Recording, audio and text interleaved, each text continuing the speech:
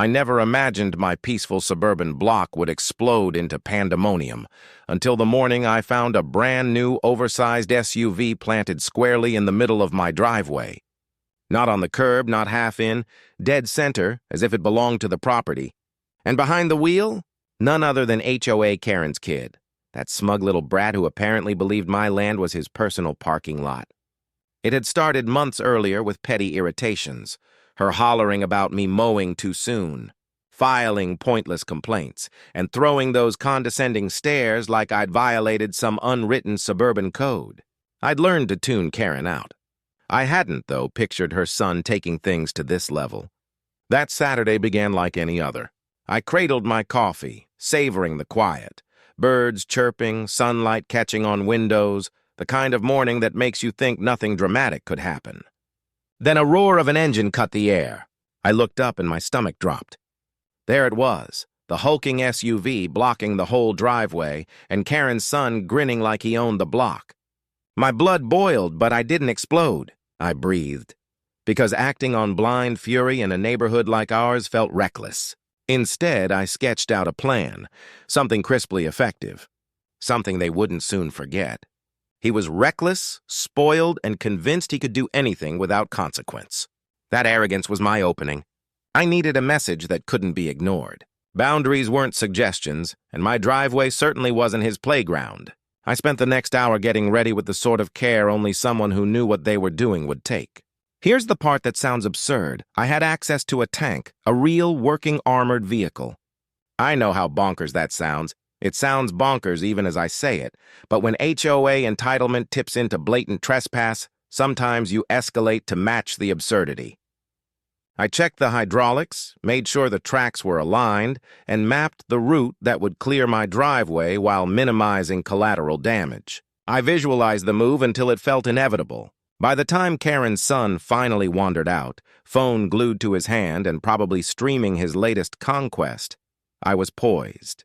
He gave the little wave of someone showing off, totally unaware of what was coming.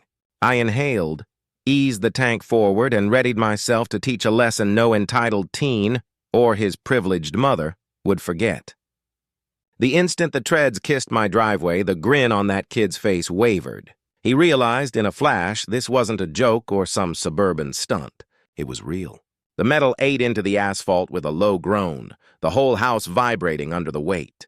Birds scattered.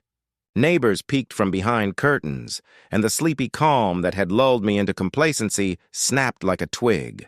He bolted for the SUV, fumbling with keys as if panic were an alien skill he'd never practiced. I drove the tank forward inch by deliberate inch. The morning sun flashed off his SUV's polished paint, a beautiful sheet that would not stay unmarred. I watched the small, panicked figure, feeling a hard, cold mix of adrenaline and satisfaction. This wasn't petty revenge. It was about respect, property, and responding to the nerve of someone who thought they could commandeer what wasn't theirs. Karen stormed out then, voice raw with outrage, flailing and pitching threats, HOA regulations, parental authority, even calling the law. Her shouting blurred into the background. The engine of the tank purred like a predator, and I could see the dawning horror on both their faces. They'd misjudged the situation badly. I lined the tank up with surgeon's care. One small shove would do the trick. The kid froze, big eyes pleading, and for a sliver of a second I almost felt pity. Almost. This moment demanded precision. I nudged forward carefully at first, testing pressure against the tires. Then with the faintest push, the SUV began to move. Slowly, inexorably, it slid off-center, heading for the soggy stretch at the edge of my lot. His scream cleaved the morning. Disbelief, rage, raw fear all tangled together. Karen lunged, trying to block the vehicle, but physics and armored steel don't take orders from outraged HOA presidents. The SUV shifted and groaned until it stopped, lodged in a muddy ditch past my driveway. Mud flecked the tires, paint flaked from the fender, and the kid finally understood the lesson he'd been dodging. You don't treat someone else's property like a prop. Not in my neighborhood. Neighbors began pouring out from every corner of the street, phones raised high, capturing every second of the madness. Karen's furious shrieks clashed with the sight of my satisfied grin as I carefully backed the tank away. The street buzzed with energy, chaos on every side, but there was no mistaking who had taken control of the showdown. Karen's son stood slouched against the mud-stained SUV, face pale, defeated, while Karen raged beside him, desperate to claw back authority she had already lost. That day, my driveway became more than asphalt. It became a statement, a monument to respect, boundaries, and the inevitable downfall of unchecked entitlement. Yet as whispers carried through the block, one question simmered in my mind: what would Karen do next? By sunrise the following morning, the tank incident was already the hottest topic in town. Neighbors whispered behind cupped hands as they walked their dogs, while shaky videos flooded social media feeds. Clips of Karen's son, mud-caked and panicked, paired with the unmistakable sight of my tank resting like a sentinel in the driveway. I'd braced for blowback, but I wasn't prepared for the storm Karen was about to unleash. Clipboard clutched like a sword, she pounded on my door, barking accusations about property destruction, illegal military equipment, and threats of endless fines. She shouted about lawsuits, bylaws, and HOA citations, her voice cracking from rage.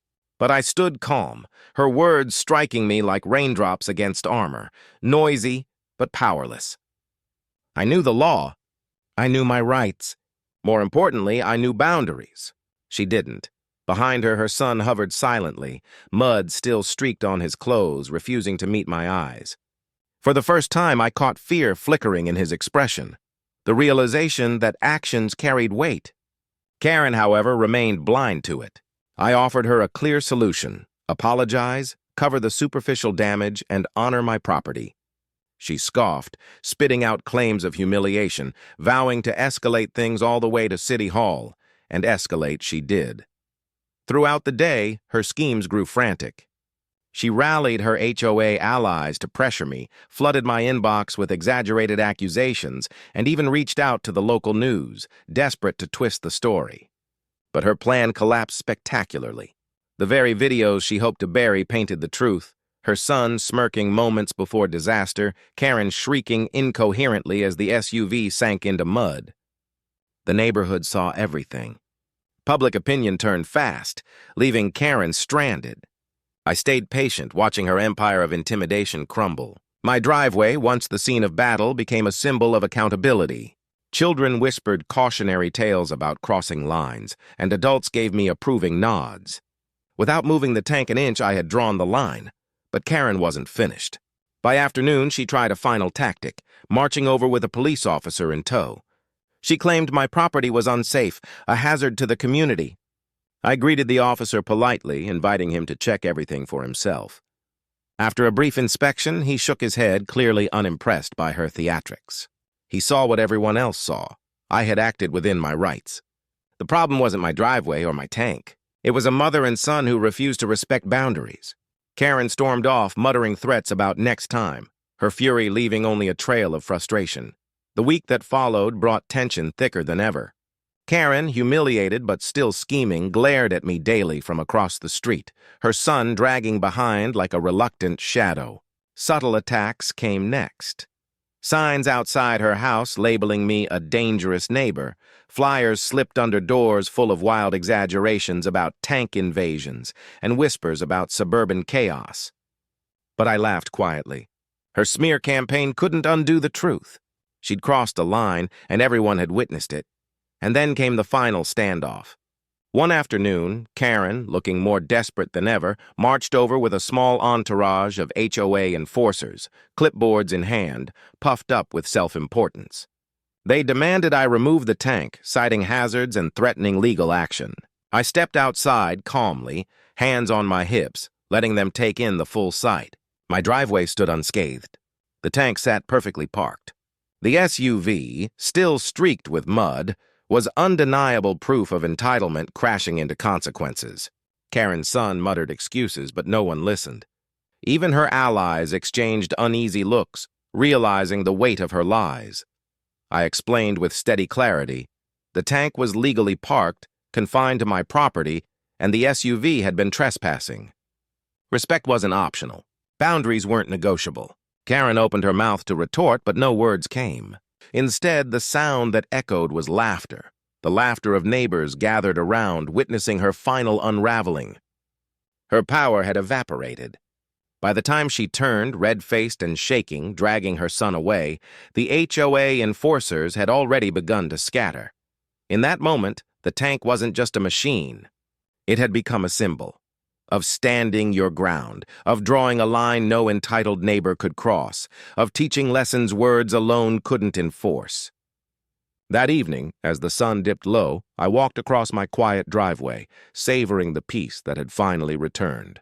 The SUV was gone, towed off in shame. Karen's fury had dissolved into hollow threats, and the neighborhood buzzed with stories of the tank incident, each retelling adding to the legend.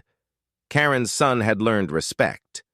The HOA's intimidation had fallen flat, and I had proven that sometimes extreme measures are the only way to make entitlement understand boundaries. In the end, the lesson was simple. Never underestimate the power of standing firm. Wow, what a showdown, right? If you enjoyed this wild ride and want more outrageous HOA and Karen stories, don't forget to hit that subscribe button and turn on notifications so you never miss a new update. And now I want to hear from you. What would you do if someone blocked your driveway like this? Share your craziest revenge stories in the comments. And of course, smash that like button if you had fun watching me handle this chaos. Your support is what keeps these insane stories coming.